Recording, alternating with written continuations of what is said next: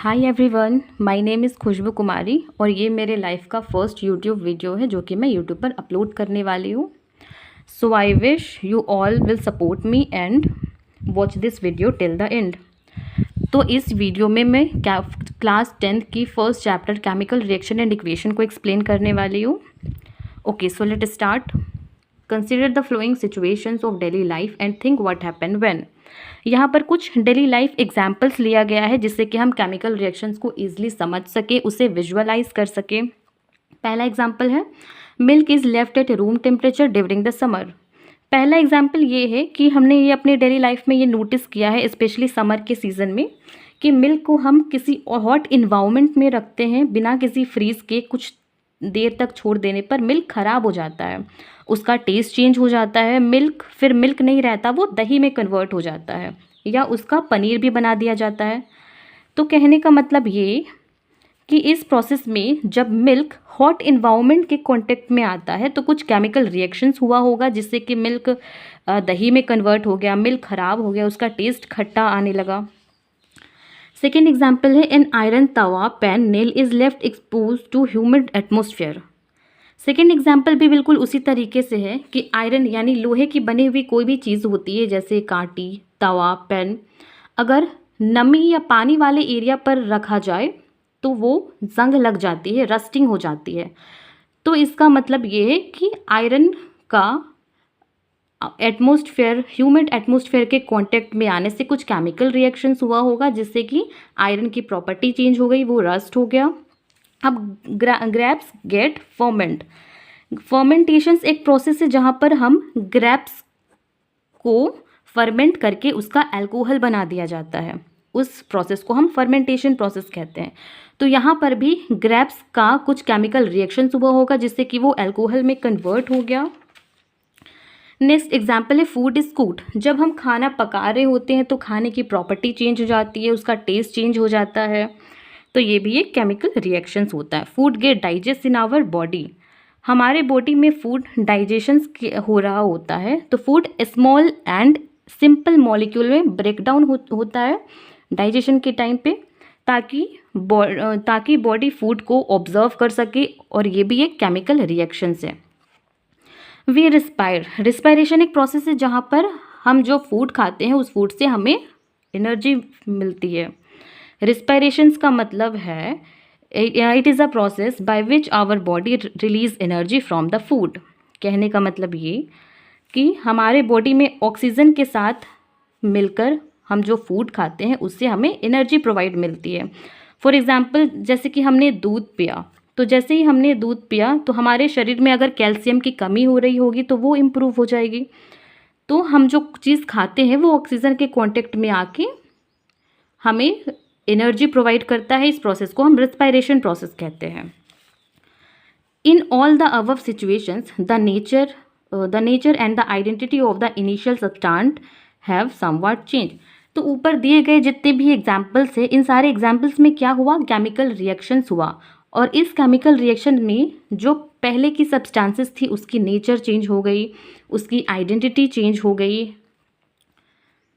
और चेंजेस किस तरीके से हुआ है, we have already learn about physical and chemical change. यहाँ पर भी किसी सब्सटेंसेस की केमिकल चेंज हुई है, किसी सब्सटेंसेस की फिजिकल कैरेक्टर चेंज हुआ है। फॉर एग्ज़ाम्पल, मिल्क का दही में कन्वर्ट हो जाना, या मिल्क में विनीगर डाल के हम पनीर बना देते हैं, वो क्या है, एक केमिकल चेंज है। फूड का डाइजेशन हो जाना, ये भी एक केमिकल चेंज है। रिस्पायरेशन प्रोसेस, ये भी एक केमिकल चेंज है। और फिजिकल चेंज का मतलब होता है कि किसी भी सब्सटेंस की स्टेट चेंज हो जा रही है। फॉर एग्ज़ाम्पल, आइस का वाटर में कन्वर्ट हो जाना, या वाटर का फिर आइस में कन्वर्ट हो जाना, या फिर हम पेपर को कट करके उसके शेप साइज़ को चेंज कर देते हैं, तो वो भी एक फिजिकल चेंज है। You may perhaps be wondering as to what is actually mean by the chemical reaction. How do we come to know that a chemical reaction has taken place? Let us perform some activity to find that answer to this question. अब actual में chemical reactions होता क्या है, और advance तरीके से समझने के लिए हमने एक एक्टिविटी को कंसीडर किया है। इस एक्टिविटी के थ्रू हम जानेंगे कि केमिकल रिएक्शन और किन किन तरीक़ों से किया जाता है। ऊपर दिए गए ये सारे एग्जाम्पल्स बस समझने के लिए एक एग्जाम्पल था। अभी एक्टिविटी 1 में हम और अच्छे तरीके से केमिकल रिएक्शंस को समझेंगे। This activity need the teacher assistance. It would be better if student wear suitable eye glasses. तो इस एक्टिविटी को हमें टीचर के गाइडेंस में करना है और बेहतर होगा कि स्टूडेंट अपने आई प्रोटेक्शन के लिए आई ग्लासेस भी वेयर करें। Clean a magnesium ribbon about 3 to 4 centimetre long bye rubbing it with sand paper. तो पहले स्टेप में हमें क्या करना है, एक मैग्नीशियम रिबन लेना है, उसे हमें सैंड पेपर से घिसना है ताकि मैग्नीशियम रिबन का ऊपरी लेयर साफ हो सके। Hold it with a pair of tong, burn it using a spirit lamp और burner and collect the ash so formed in the watch glass as show in a figure. फिर हमें second step में उस magnesium ribbon को, इसको हम टोंग कहते हैं, एक चिमटा, इससे हम मैग्नीशियम रिबन को पकड़ेंगे और बर्नर के थ्रू बर्न करेंगे। और ध्यान रहे कि हमारे आई को इससे कोई हार्मफुल ना हो। And what do we observe, हमें मैग्नीशियम रिबन को बर्न करने के बाद क्या ऑब्जर्वेशंस मिलती है, इसे नोट डाउन करेंगे। तो हमने क्या ऑब्जर्व किया, हमने ये ऑब्जर्व किया कि magnesium ribbon burn with the dazzling white flame and change into a white powder. This powder is magnesium oxide. It is formed due to reactions between magnesium and oxygen present in the air. हमने ये observe किया कि जब हम magnesium ribbon को burn कर रहे होते हैं वाइट डेजलिंग फ्लेम के साथ, तो वो एक वाइट पाउडर, एक राख में कन्वर्ट हो जाता है, एक ऐश में कन्वर्ट हो जाता है। और वो ऐश, वो पाउडर किस वजह से बनता है, तो यहाँ पर मैग्नीशियम का हवा में प्रेजेंट ऑक्सीजन के कांटेक्ट से ये मैग्नीशियम ऑक्साइड क्रिएट होता है। एग्जाम्पल के लिए मैं बताती हूँ, सपोज आपने मोमबत्ती या कपूर को बर्न किया, तो जब हम उसे बर्न करते हैं तो वो हवा में प्रेजेंस ऑक्सीजन के कांटेक्ट में आता है और ब्लैक कलर का धुआं, गैस रिलीज करता है। टायर का जलना हो गया या मोमबत्ती या फिर कपूर का जलना, ये सारे एग्जाम्पल्स हैं एक्टिविटी 1.1 की, जहाँ पर ऑक्सीजन के कांटेक्ट में आने से उसकी प्रॉपर्टी चेंज हो रही होती है। और ये चेंजेस एक फिजिकल चेंज हम कह सकते हैं। यहाँ पर मैंने रिएक्शन के माध्यम से ये बताया है, ये मैग्नीशियम है, हमने ऑक्सीजन के संपर्क में इसे रिएक्ट कराया तो बना हमारा मैग्नीशियम ऑक्साइड।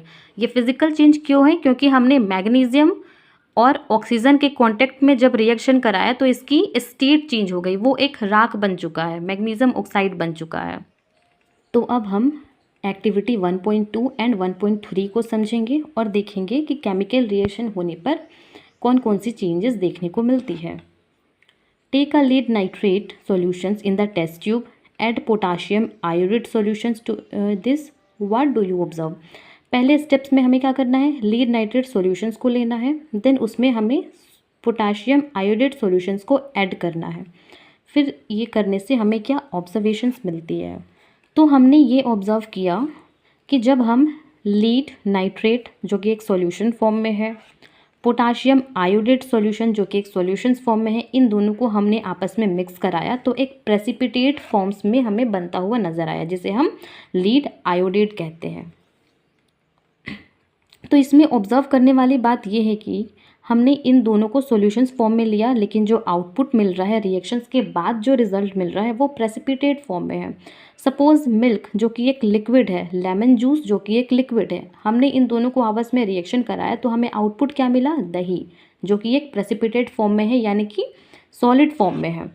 ठीक उसी तरह हमने लीड नाइट्रेट का सॉल्यूशंस लिया, पोटाशियम आयोडेट का सॉल्यूशंस लिया, लेकिन जब हमने इन दोनों को रिएक्शन कराया तो हमें क्या मिला, लीड आयोडेट जो कि एक सॉलिड फॉर्म में है, एक प्रेसिपिटेट फॉर्म में है। इसे हम रिएक्शन के थ्रू समझेंगे। यहाँ पर एक्टिविटी 1.2 का रिएक्शन से हमने लीड नाइट्रेट लिया जो कि सॉल्यूशन फॉर्म में है, देन पोटाशियम आयोडेट लिया जो कि एक सॉल्यूशन फॉर्म में है, लेकिन जब हमने इसको आपस में रिएक्ट कराया तो हमें क्या मिला, हमें मिला lead iodate plus potassium nitrate जो कि एक प्रेसिपिटेट है, एक सॉलिड फॉर्म में है। Now activity 1.3, take a few zinc granules in a conical flask और a test tube, add dilute hydrochloric acid or sulfuric acid to this in figure 1.2। तो हमें क्या करना है, हमें जिन ग्रैन्यूल्स लेना है एक क्लोनिकल फ्लास्क में और उसमें हाइड्रोक्लोरिक एसिड और सल्फ्यूरिक एसिड को ऐड करना है। Handle the acid with care. Do you observe anything happen around the zinc granules? Touch the conical flask और test tube. Is there is a change in any temperature? तो overall इस activity में क्या हो रहा होता है कि जैसे ही हम जिन ग्रैन्यूल्स और हाइड्रोक्लोरिक एसिड को रिएक्ट कराते हैं तो एक बबल्स बन रहा होता है इस क्लोनिकल फ्लास्क में। इस क्लोनिकल फ्लक्स में हाइड्रोजन गैस रिलीज हो रही होती है, बबल्स निकल रहा होता है। अब क्या इस एक्टिविटीज़ में कुछ टेम्परेचर चेंजेस हो रही है? तो यस, हो रही है।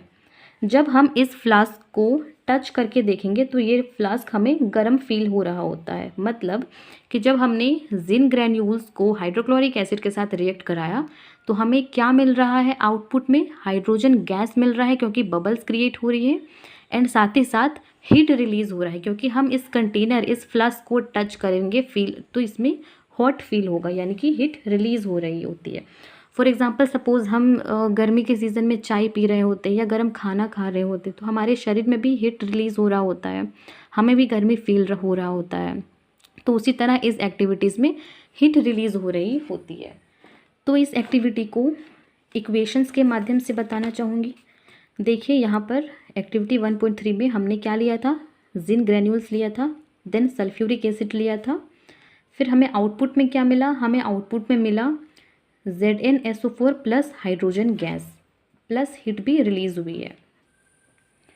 From the above three activities, we can say that any of the following observation help us to determine whether the chemical reaction has to take place.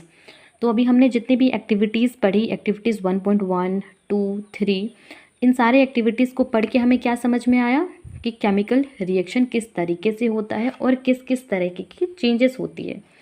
For example change in state, activity 1.1 में हमने देखा कि किस तरीके से state change हो रहा है। हमने क्या किया था? मैग्नीशियम रिबन को बर्न कराया था, ऑक्सीजन के साथ रिएक्ट कराया था और फिर हमें आउटपुट में क्या मिला? चेंज होने के बाद क्या मिला? मैग्नीशियम ऑक्साइड, एक ऐश पाउडर मिला। तो हमने स्टेट को चेंज होता हुआ देखा। मैग्नीशियम रिबन जो कि एक सॉलिड था वो एक राख में चेंज हो गया। चेंज इन कलर हमने देखा एक्टिविटी 1.2 में कि किस तरीके से येलो प्रेसिपिटेट फॉर्म में कन्वर्ट हो गया जब हमने नाइट्रेट सॉल्यूशंस और पोटाशियम सॉल्यूशन को रिएक्ट कराया। देन इवोल्यूशन ऑफ गैस हमने 1.3 में देखा कि किस तरीके से हाइड्रोजन गैस रिलीज हुई जब हमने जिन और हाइड्रोक्लोरिक एसिड को रिएक्ट कराया। चेंज इन टेम्परेचर में चेंजेस हुई, हीट होने लगा जब हमने ये क्लोनिकल फ्लास्क को टच किया तो हीट रिलीज हुई।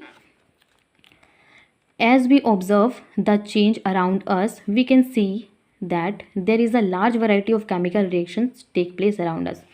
हमें आसपास में जो भी चीज़ हमें देखने को मिलता है, कुछ चेंजेस देखने को मिलती है तो वो यूँ ही नहीं होता है, उसके पीछे कुछ केमिकल रिएक्शंस हो रहा होता है।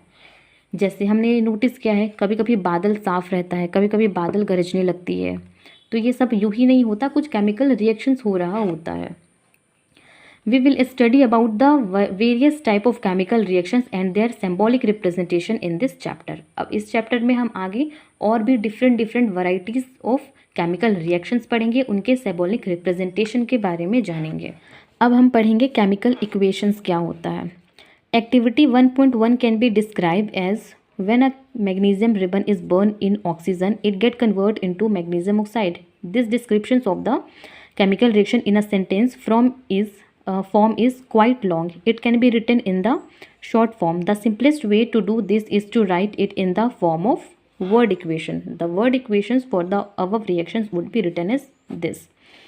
तो क्या कहता है एक्टिविटी 1.1 में हमने क्या देखा था? मैग्नीशियम रिबन को ऑक्सीजन के साथ रिएक्ट कराते हैं, फिर बाद में वो मैग्नीशियम ऑक्साइड में कन्वर्ट हो जाता है। अब इसको अगर हम डिस्क्रिप्शन में लिखना चाहे, एक स्टेटमेंट में लिखना चाहे तो ये काफ़ी क्वाइट लॉन्ग हो जाएगा, काफ़ी लंबा हो जाएगा। तो हमें एक लंबा चौड़ा स्टेटमेंट ना देकर एक शॉर्ट फॉर्म यूज़ करना होता है रिएक्शंस को बताने के लिए, और वो शॉर्ट फॉर्म होता है कि हम वर्ड में लिखें। जैसे कि हमने क्या लिखा यहाँ पर? मैग्नीशियम प्लस ऑक्सीजन, यानी कि हमने मैग्नीशियम में ऑक्सीजन को मिला दिया, रिएक्शन कराया, हमें उसके बाद रिएक्शन कराने के बाद क्या मिला? मैग्नीशियम ऑक्साइड मिला। The substance that undergo chemical change in the reaction 1.1 magnesium and the oxygen are the reactant. हमें अब देखना है कि रिएक्टेंट क्या होता है और प्रोडक्ट क्या होता है। रिएक्टेंट से मेरा मतलब है सपोज इंग्रेडिएंट, सपोज हम चाय बना रहे हैं तो चाय बनाने में क्या क्या इंग्रेडिएंट का यूज़ होता है, पानी, चाय की पत्ती, चीनी, ये सब इंग्रेडिएंट को हम क्या बोलेंगे, रिएक्टेंट बोलेंगे। जिसके साथ हमें रिएक्शन कराना है वो सारे इंग्रेडिएंट को क्या कहेंगे, रिएक्टेंट कहेंगे। The new substance is magnesium oxide form during the reaction as a product. और इन सब की मदद से जो फाइनल में जो बना वो होता है प्रोडक्ट। हमने रिएक्टेंट में क्या लिया, चाय बनाने के लिए चीनी, चाय पत्ती, पानी, तो ये क्या है, रिएक्टेंट है। फिर बाद में बनाने के बाद जो चाय बन के कंप्लीट हो गई वो क्या हुई, प्रोडक्ट हुई। उसी तरीके से हमने इंग्रेडिएंट में लिया मैग्नीशियम, फिर ऑक्सीजन, और फिर इन दोनों को बनाने के बाद रिएक्ट कराने के बाद हमें फाइनल में क्या मिला, मैग्नीशियम ऑक्साइड, तो उसे हम कहेंगे प्रोडक्ट। तो ये होता है रिएक्टेंट जो लेफ्ट हैंड साइड में है, और ये है प्रोडक्ट जो राइट हैंड साइड पे है। A word equation shows change of reactant to product through an arrow placed between them. The reactant are written on the left hand side with the plus sign between them. Similarly, product are written on the right hand side with plus sign between them. And arrowhead point towards the product and show the directions of the reaction. और जो बीच में arrow point use किया जाता है इससे हमें direction का पता चलता है कि किस साइड रिएक्टेंट है, किस साइड प्रोडक्ट है। Write a chemical equation. Is there is any other short way for representing chemical equation?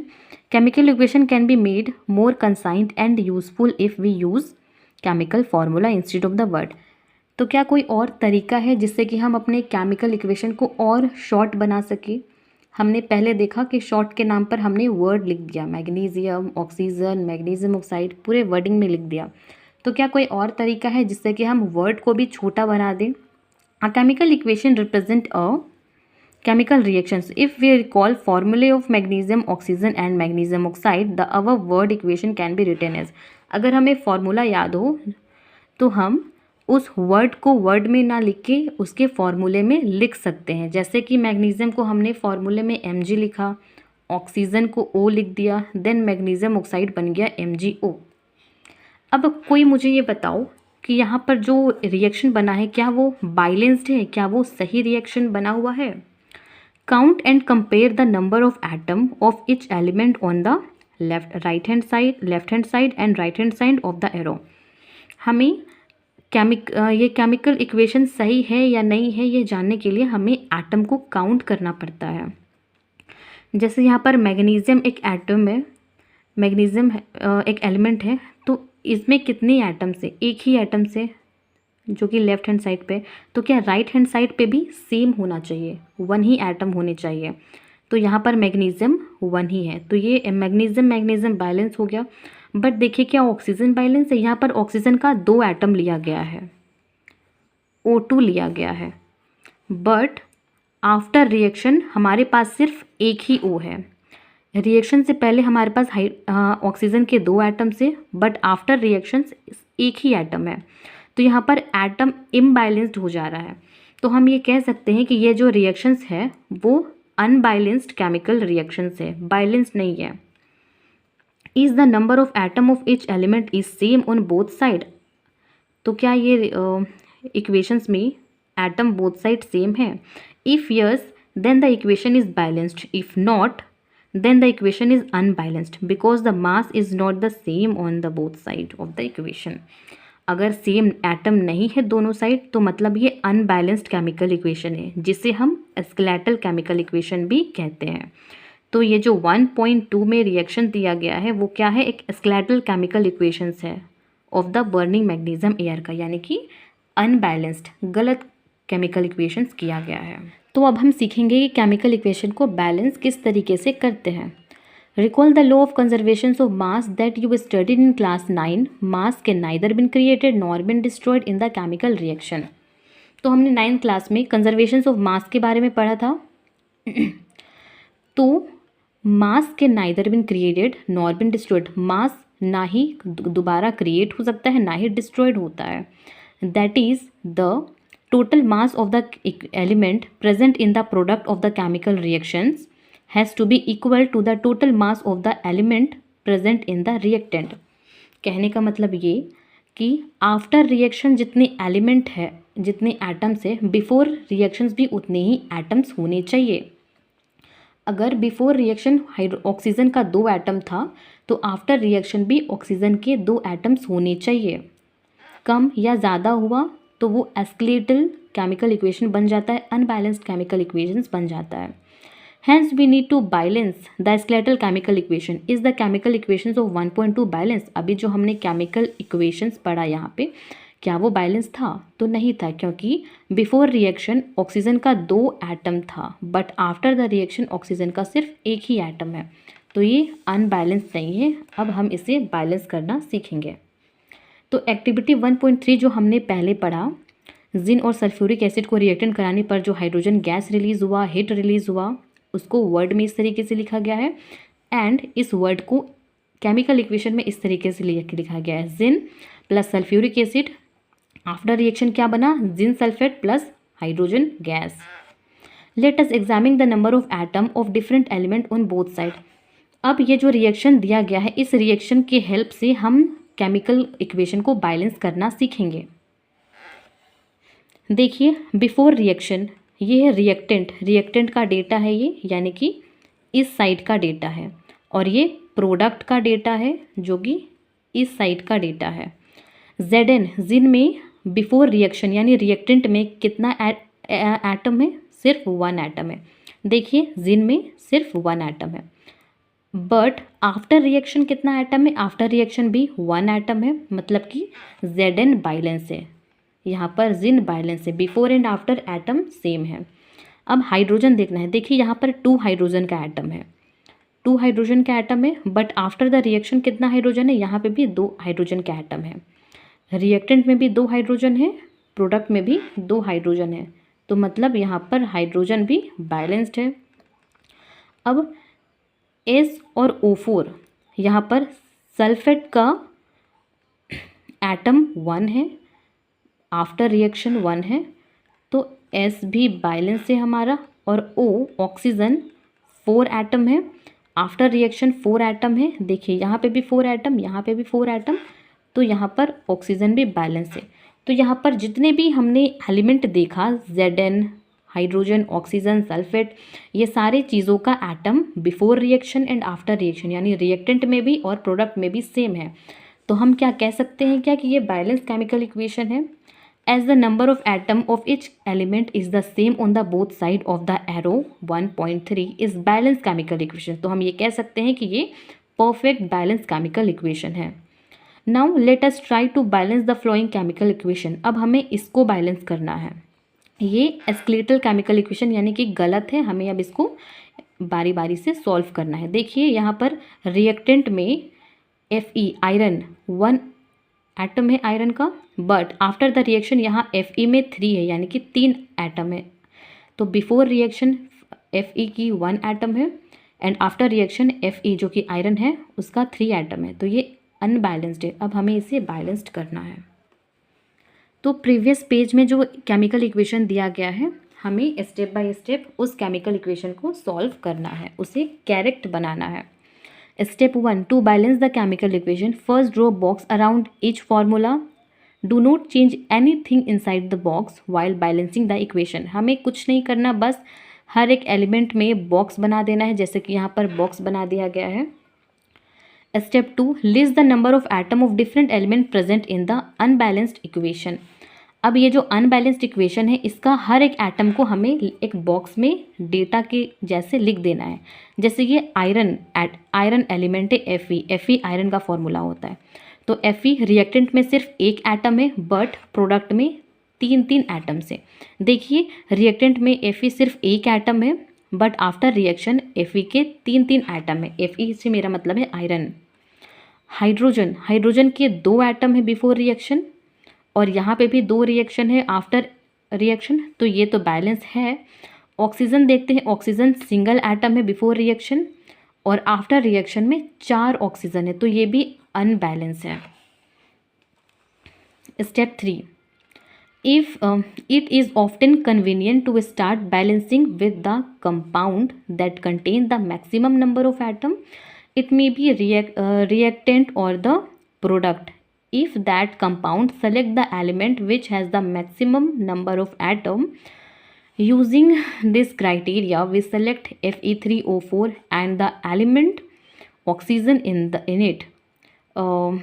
There are 4 oxygen atom on the right hand side and only 1 in the left hand side to balance the oxygen atom. इसमें क्या कह रहा है step 3 में कि अब ये जो रिएक्शन दिया हुआ है इसमें हमें उन एलिमेंट्स को टारगेट करना है जिसमें नंबर ऑफ एटम ज़्यादा है। तो अब हमें देखना क्या है, इसमें नंबर ऑफ एटम ज़्यादा है और इनमें भी ऑक्सीजन में नंबर ऑफ एटम ज़्यादा है। तो सबसे पहले हम ऑक्सीजन को बैलेंस करेंगे।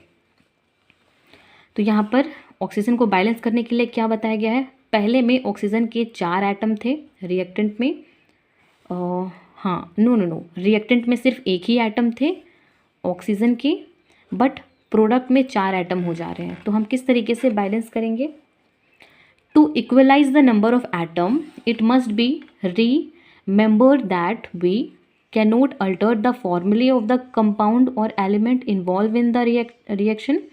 For example, to balance oxygen atom we can put coefficient 4 as 4H2O and not H2O2 O4 or H2O4.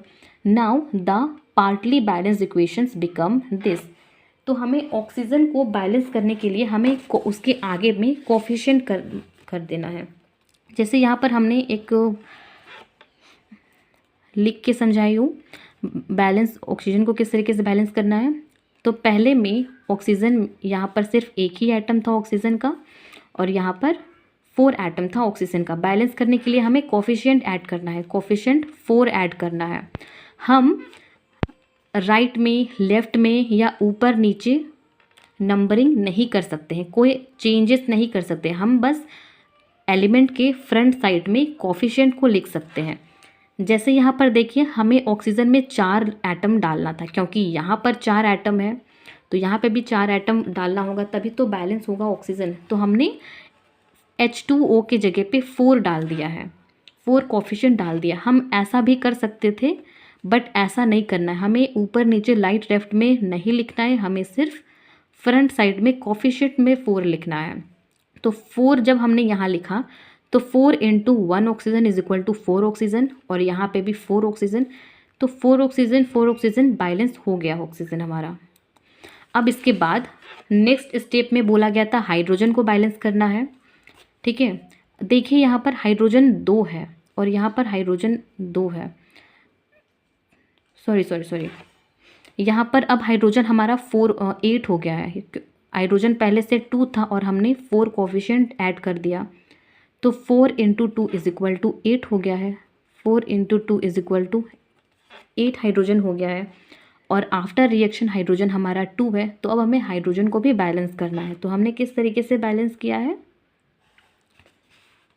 हमने यहाँ पर 4 कोफिशिएंट डाल दिया तो यहाँ पर भी 4 × 2 = 8 हाइड्रोजन और यहाँ पे भी 4 × 2 = 8 हाइड्रोजन। तो इस तरीके से हमने हाइड्रोजन को भी बैलेंस कर दिया। अब नेक्स्ट स्टेप में हमें आयरन को बैलेंस करना था। बिफोर रिएक्शन क्या है, देखिए यहाँ पर आयरन के सिर्फ एक ही एटम है और यहाँ पर आयरन के टोटल 3 एटम्स है। तो हमने किस तरीके से बैलेंस किया है, कोफिशिएंट में हमने 3 ऐड कर दिया। तो जब हमने कोफिशिएंट में 3 ऐड कर दिया तो यहाँ पे भी 3 आयरन, यहाँ पे भी 3 आयरन। तो ओवरऑल हमने ऑक्सीजन को बैलेंस किया, हाइड्रोजन को बैलेंस किया एंड आयरन को बैलेंस कर दिया। तो बुक में भी दी गए स्टेप्स में हमने सारे एलिमेंट्स के ऑक्सीजन के एटम्स को बैलेंस किया है। यहाँ पर ऑक्सीजन को बैलेंस किया है, फिर यहाँ पर हाइड्रोजन को बैलेंस किया गया है, देन फाइनली लास्ट में हमने आयरन एटम्स को बैलेंस किया है। अब फाइनल में बन के हमारा क्या रिएक्शन आ जा रहा है, ये हमारा रियल केमिकल बैलेंस्ड इक्वेशन से 3 iron + 4 H2O then Fe3O4 + 4 H2O. Finally, to check the correctness of the balance equations, we count atom of each element on both side of the equations. तो यहाँ पर देखेंगे ये यहाँ पर सारे इक्वेशन सारे एटम्स बैलेंस्ड है। The number of atom of the element on both side of equation 1.9 are equal. This equation is now balanced. अब ये इक्वेशन जाके हमारा बैलेंस्ड हुआ है। This method of balancing chemical equation is called hit and trial method. इस method को हम hit and trial method कहते हैं क्योंकि जब तक केमिकल इक्वेशन बैलेंस ना हो जाए तब तक हम इसमें ट्राई करते जाते हैं एटम्स के कोफिशिएंट को ऐड करके। As we make trial to balanced the equation by using a small whole number of coefficient. Step 7. Writing symbol of physical state. Carefully examine the above balanced equation 1.9. Does this equations tell us anything about the physical state of the reactant in the product?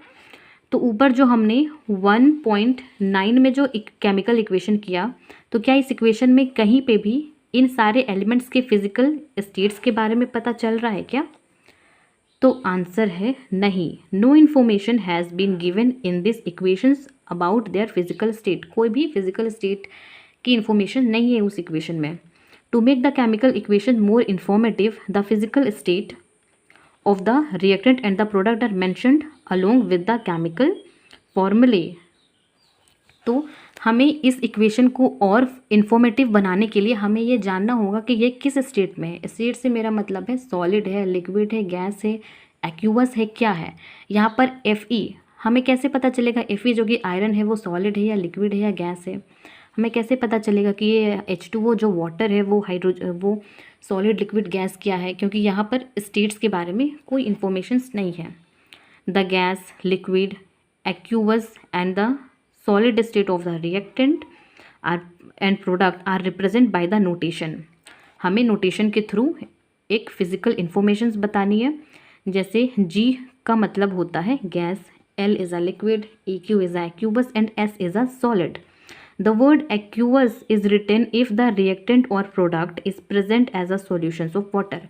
जब reactant में हमें water का use करना होगा तो हम एक्यूबस का use करेंगे, जैसे कि यहाँ पर हमने एक्यूबस का यूज़ करना है। ठीक उसी तरीके से the balance equation 1.9 become 3Fe जो कि आयरन क्या है, एक सॉलिड है, तो हमने बगल में नोटेशन लिख दिया फिजिकल स्टेट S। 4H2O ये एक गैस है। गैस क्यों? क्योंकि H2O तो पानी होता है और पानी तो लिक्विड है, तो फिर यहाँ पर हमने गैस इसलिए यूज़ किया है क्योंकि इसमें हमने वाटर के वेपर की बात की है, वाटर की स्टीम की बात की है, भाप की बात की है। अब यहाँ पर Fe3O4 ये एक सॉलिड है और 4H2O ये गैस, हाइड्रोजन गैस है। Note that the symbol G is use with H2O to indicate that in this reaction water is use in the form of steam. पानी को यहाँ पर भाप की तरह लिया गया है, पानी का वेपर लिया गया है। Usually physical state are not included in the chemical equations unless it is necessary to specify them। Most of the equations में ज़्यादा ये notations नहीं लिखा जाता है जब तक कि वो ज़रूरी ना हो। Sometimes the reactions conditions such as temperature, pressure, catalyst etc. for the reactions and indicate above and or below the arrow in the equations। अब हम कुछ कंडीशंस के बारे में जानेंगे जिस कंडीशंस के तहत केमिकल इक्वेशंस होगा। टेम्परेचर का यूज़ करके, प्रेशर का यूज़ करके, कैटलिस्ट का यूज़ करके केमिकल इक्वेशन होगा। इन सारे कंडीशन का यूज़ करके केमिकल इक्वेशंस होगा। फॉर एग्जांपल यहाँ पे देखिए कार्बन मोनोऑक्साइड जो कि एक गैस है, हाइड्रोजन जो कि एक गैस है, उसको हम 340 एटमॉस्फेरिक प्रेशर में रखेंगे तो जाके ये क्या बनेगा, मेथनॉल बनेगा। तो यहाँ पर ये कंडीशन है ना कि इसे हम 340 एटमॉस्फेरिक टेम्परेचर या प्रेशर पर रखेंगे तो ही ये मेथनॉल बनेगा। तो ये कंडीशन के तहत केमिकल रिएक्शंस हुआ है। अब हमें ये पता है कि प्लांट जो है वो क्लोरोफिल और सनलाइट की मदद से अपना खाना बनाता है। इस प्रोसेस को हम फोटोसिंथेसिस कहते हैं। तो उसको भी हमने केमिकल रिएक्शंस के थ्रू लिखा है। यहाँ पर कार्बन डाइऑक्साइड और वाटर सनलाइट और क्लोरोफिल की मदद से क्या बना रहा है, खाना, जो कि ग्लूकोज। प्लांट जो खाना प्रिपेयर करता है अपने लिए उसे हम ग्लूकोज कहते हैं, प्लस ऑक्सीजन प्लस वाटर इन्होंने इन कंडीशन पर रह के बनाया है। तो आज के लिए बस इतना ही। बाकी की एक्सप्लेनेशन मैं इस वीडियो के नेक्स्ट पार्ट में डिस्कस करूँगी। And I hope you all enjoy my explanation, and please share me your thought in the comment box. Thank you so much for watching my video.